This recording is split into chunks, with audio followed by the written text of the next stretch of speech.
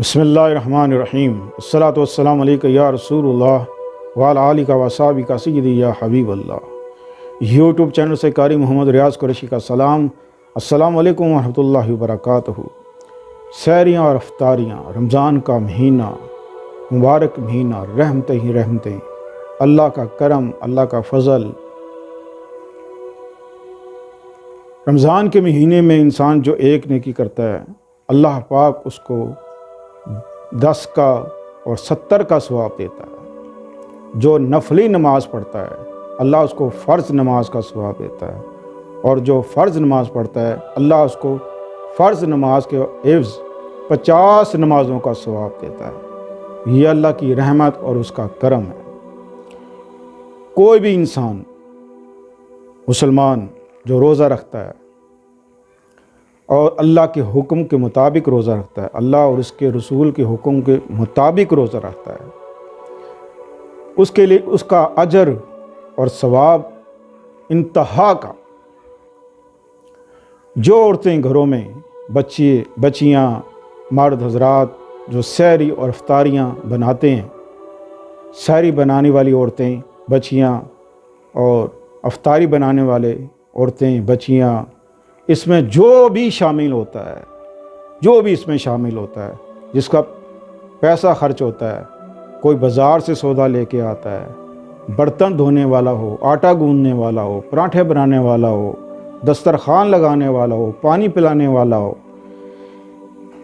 اللہ کی خاطر اس نے روزہ بھی رکھا ہوتا ہے، اور وہ رات کو اٹھ کر سحری تیار کرنا اور پورے گھر میں سب کو اٹھانا اور سحری کروانی، پھر افطاری کرانی، یہ بڑی باہمت عورت کا کام ہے، اور اس کا اجر اور ثواب کی کوئی حد ہی نہیں، کوئی حد ہی نہیں۔ جو لوگ عورتیں سحری کراتی ہیں، افطاریاں کراتی ہیں، اور خوشی سے دل ان کا خوش ہو رہا ہو، چہرے پہ مسکراہٹ ہو کہ اللہ کی خاطر میں یہ کام کر رہی ہوں یا کر رہا ہوں۔ اور جو لوگ پیسہ خرچ کرتے ہیں سحری میں، افطاری میں، جن کا پیسہ خرچ ہوتا ہے، وہ بھی خوشی اللہ کی راہ میں خرچ کرے، اور بہترین سے بہترین جو بھی ہو سکتا ہے وہ کرے، اور اپنے دسترخوان پر جو چائے لگائے، سجائے، خوب کھائے، خوب پیے۔ اللہ نے منع نہیں فرمایا، لیکن اس میں حصہ دوسروں کا بھی رکھو، دوسروں کا بھی خیال رکھو۔ لہٰذا کچھ عورتیں ایسی ہیں جو ہم نے دیکھی ہیں، کچھ بچیاں ایسی ہیں کہ جو سحری افطاریاں بناتی ہیں پورا مہینہ، آخر کار وہ جتا دیتی ہیں کہ لو جی، میں تمہارے لیے سحریاں بنائی، افطاریاں بنائیں، تمہارے لیے یہ کیا، وہ کیا، سب کچھ کیا، تم نے مجھے کیا پھل دیا؟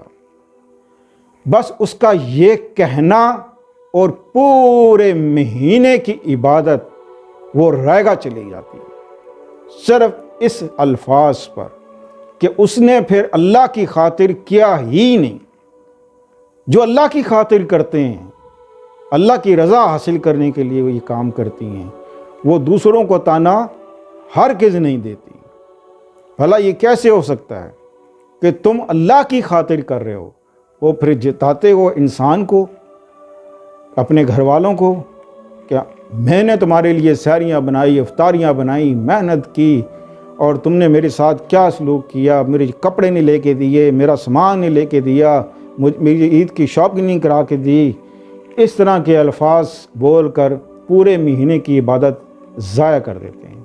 لہٰذا ایک بات یاد رکھیں، آپ جو بھی نیکی کریں اللہ کی خاطر کریں، اور اس کا اجر اللہ ہی سے پائیں۔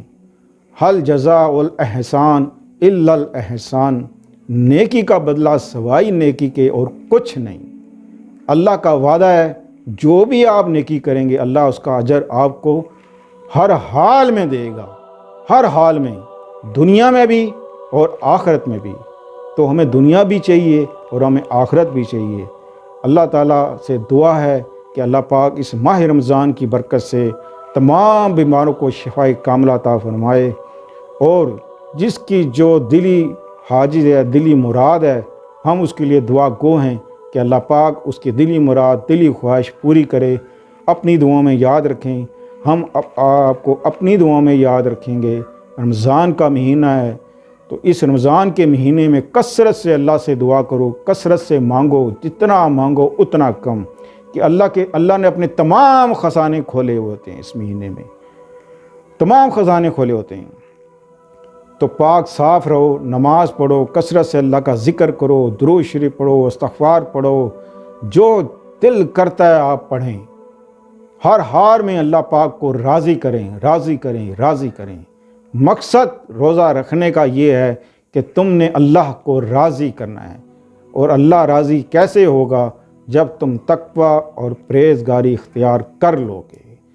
تو ملتے ہیں اگلے پروگرام میں۔ السلام علیکم ورحمۃ اللہ وبرکاتہ۔